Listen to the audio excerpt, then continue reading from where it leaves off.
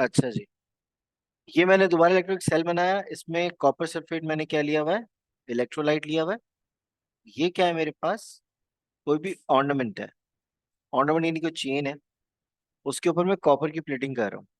तो मैं कैथोड पे क्या रखूंगा, वो ऑर्नामेंट डिप करूंगा, उसे कैथोड से कनेक्ट कर दूंगा। ठीक है। और दूसरे एंड पे यानी एनोड में किसकी रखूंगा, कॉपर की। अब कॉपर यहाँ से क्या होगा, अब देखिए ये कॉपर इलेक्ट्रोड है, कॉपर इलेक्ट्रोड है अब ये।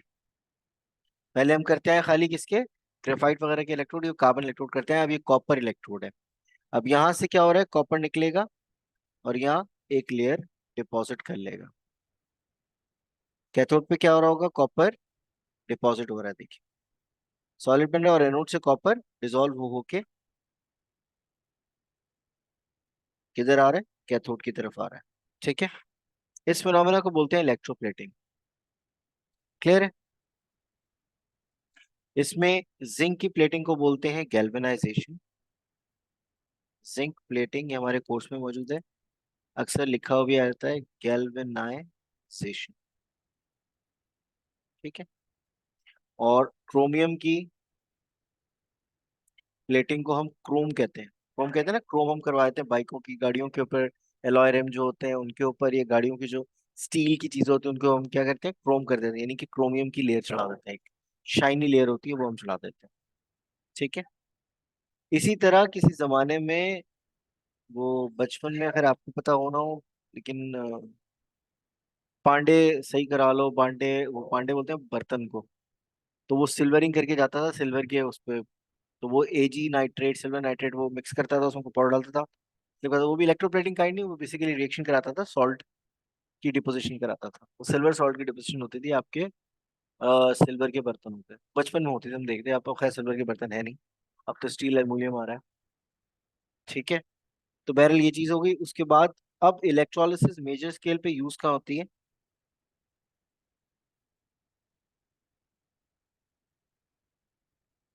यूज ऑफ इलेक्ट्रोलिसिस, ये इंपॉर्टेंट चीज है। मैं सोच रहा हूँ ये करा के उसके बाद मैं, अच्छा अच्छा, मेजर स्कूल क्या है, प्योरिफिकेशन ऑफ मेटल्स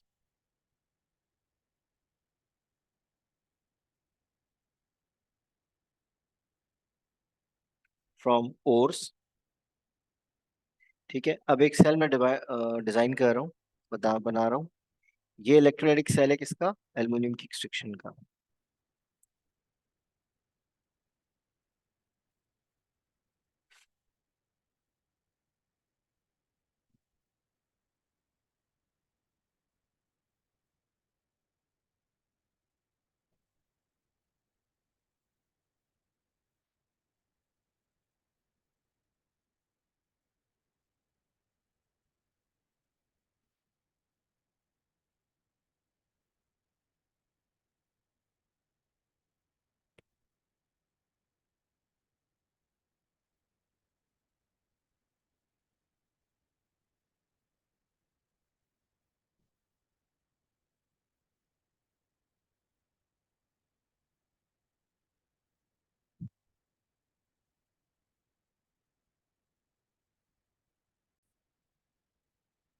अच्छा जी, ये इलेक्ट्रोलाइटिक सेल है, एल्युमिनियम की एक्सट्रैक्शन हो रही है।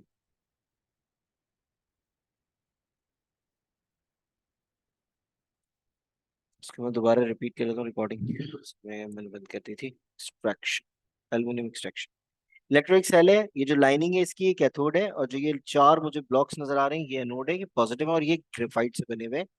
एनोड क्या है, सर ग्रेफाइट से इनर्ट बना हुआ है। और इसमें जो इलेक्ट्रोलाइटिक कॉम्पोजिशन है वो क्या है, एल्यूमिना और क्रायोलाइट। क्रायोलाइट क्यों डाला जाता है वो बताता हूँ मैं भी। क्रायोलाइट इसलिए डाला जाता है कि 3000 डिग्री सेल्सियस टेम्परेचर जो इस इलेक्ट्रोलिसिस का हो रहा है उसको हम 1000 डिग्री सेल्सियस पे लेकर आ जाए, यानी टेम्परेचर को नीचे लाने के लिए हम क्रायोलाइट यूज करते हैं।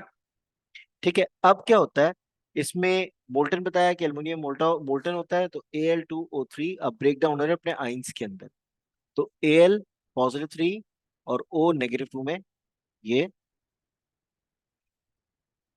डिस्ट्रीब्यूट हो रहा है। अब क्या होगा, पॉजिटिव आइन कहाँ जाएगा, कैथोड की तरफ, और ये कहाँ जाएगा, यहाँ पर यानी आपको थोड़ी देर बाद जब ये इलेक्ट्रोलिसिस प्रोसेस होगा तो आपको यहाँ पर liquid liquid liquid greyish liquid आपको नजर शुरू हो जाएगा। वो क्या होगा आपके पास? Molten pure aluminium. ठीक है, यानी एल्युमिनियम यहाँ एक्सट्रैक्ट नीचे की तरफ सेटल हो जाएगा और ऊपर यहाँ पर आपको बबल्स नजर आ रहे होंगे ऑक्सीजन गैस के। लेकिन टेम्परेचर बहुत हाई है, तो होता क्या है, टेम्परेचर हाई होने की वजह से ग्रेफाइट यानी जो कार्बन है वो रिएक्ट करता है ऑक्सीजन से और बना लेता है कार्बन डाइऑक्साइड। यानी वक्त के साथ साथ जो एनोड होगा वो डिसॉल्व होना शुरू हो जाएगा। एक वक्त ऐसा आता है कि हमें एनोड चेंज करने पड़ जाते हैं। ठीक है, ये ध्यान में रखिएगा। इनर्ट होने के बावजूद carbon high temperatures high energy consumption की वजह से ऑक्सीजन से रिएक्ट करके कार्बन डाइऑक्साइड बना रहा होता है इस रिएक्शन में। ठीक है, एल्युमिनियम यहाँ से टैप से हम बार बार इसको टैप आउट कर लेते हैं। ठीक है, लिक्विड एल्युमिनियम। क्लियर है? अब हम कैथोड और एनोड को रिएक्शंस लिख लेते हैं कि कैथोड एनोड पे हो क्या रहा है। कैथोड पे क्या हो रहा होगा? एल्युमिनियम आ रहा होगा, एल्युमिनियम +3 है, क्या करेगा? टेकअप करेगा इलेक्ट्रॉन। 3 इलेक्ट्रॉन को एक बार क्या बन जाएगा? एल्युमिनियम सॉलिड और लिक्विड कह लो, मोल्टन ये एक बस होगा।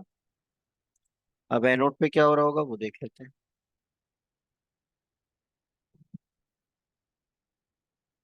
एनोड पे O नेगेटिव, O2 नेगेटिव आ रहा होगा, 2O2 यानी कि 2 आ रहे होंगे और ये 4 इलेक्ट्रॉन दे रहा होगा। ठीक है, आप अगर ये दो इक्वेशंस भी लिख देंगी तो कोई मसला नहीं है, हो जाएगा पूरा। लेकिन अगर बैलेंस कर लेंगे तो बैलेंस इक्वेशन में ये मैंडेटरी नहीं है, लेकिन मैं करके दिखा रहा हूँ। 4 एल्युमिनियम प्लस, ये बैलेंस्ड है। दोनों में से कोई भी लिखेंगे आंसर सही आएगा, मतलब वो आपको बदतमीजी नहीं करेगा बेचारा। फिर अगर नहीं आपने वही लिखनी है, आप पहले वाली भी लिख देंगे तो सही है बिल्कुल।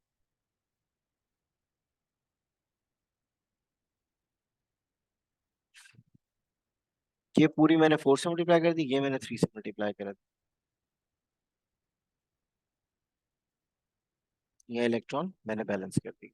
ठीक है, चाहे ये वाली इक्वेशन लिखें, ये दो इक्वेशन लिखें, दोनों से। ठीक है, अच्छा, अब ट्रैवलेट करता है और क्यों इसमें एनर्जी बहुत ज्यादा लगती है, और सबसे ज्यादा दुनिया में जो मेटल पाया जाता है क्रस्ट की फॉर्म यानी अर्थ क्रस्ट में, वो 8% of total earth crust, total earth crust का जो 8% है वो क्या है? एल्यूमिनियम है। एल्यूमिनियम के यूजेस बहुत ज्यादा है। एल्यूमिनियम के यूजेस ये है कि हम इस पे डोर्स और डिफरेंट चीजें, सबसे बड़ी एरो, तब आप एरोप्लेन्स और डिफरेंट जो स्पेस की चीजें वो एल्यूमिनियम से बनाते हैं, ताकि वो मजबूत होने के साथ साथ लाइट वेट होती हैं, जिसकी वजह से वो ड्यूरेबल भी होती हैं। अच्छा, दूसरी चीज, एल्युमिनियम की खासियत ये है कि एल्युमिनियम पानी से या मॉइस्चर से या हवा से रस्ट नहीं होता। रस्ट क्यों नहीं होता? एक सिंपल सी चीज है, एल्युमिनियम अपने इर्द गिर्द क्या करता है, अगर एल्युमिनियम का पीस पड़ा हुआ है ये, तो ये अपने इर्द गिर्द एक लेयर बना लेता है, इस तरह से कवरिंग कर लेता है अपने अंदर। और मेटल्स ये कर नहीं पाते, ये कर लेता है, एल्युमिनियम कर लेता है। अगर ये एल यहाँ रखा हुआ है तो इसके ऊपर जो ये ऑरेंज कलर की लेयर है, ये Al2O3 की लेयर चढ़ जाती है, जिसकी वजह से ये क्रोड नहीं होता। यानी एल्युमिनियम पानी से, रस से या डिफरेंट चीजों से क्या होता है, इरोड नहीं होता। इरोड मतलब जाया नहीं होता, जैसे आयरन हो जाता है। ठीक है, यहाँ तक हो गया। यहाँ तक इलेक्ट्रोलिसिस तकरीबन हमारा चैप्टर कंप्लीट हो गया। और अगर चीजें डेफिनेटली आपने, मैंने बुक से कहा था, बुक से आपने पढ़ी होगा, समझ में आ गई तो ठीक है। एक दफा और इलेक्ट्रोलिसिस पढ़ लीजिएगा, उसमें और चीजें अगर समझ में ना आए तो वो पूछ लीजिएगा नेक्स्ट क्लास में। अब मैं जा रहा हूँ। ये एल्युमिनियम लेयर ऑक्साइड और बनाया ना मैंने, ऑरेंज से लिखा भी है, ये रहा एल्युमिनियम ऑक्साइड है। अब मैं जा रहा हूँ रिडॉक्स के ऊपर, उसका बेसिक कॉन्सेप्ट दे रहा हूँ, ताकि वो क्लियर हो जाए, उसके बाद हम आगे चलें। ठीक है जी, 1 मिनट रुके।